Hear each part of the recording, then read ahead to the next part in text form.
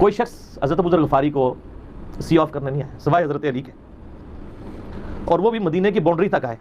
उनको पता था उनके स्टांस के बारे में, और हज़रत अली ने उनको जब सी ऑफ किया तो कहा कि मैं चूँकि हुक्मरान वक्त की इताअत का पाबंद हूँ, मैं मदीने की बाउंड्री से बाहर नहीं जाऊँगा। अगर मुझे कोई इस तरह का यानी हुक्म इजाज़त मिल जाती तो मैं तेरे साथ जाता।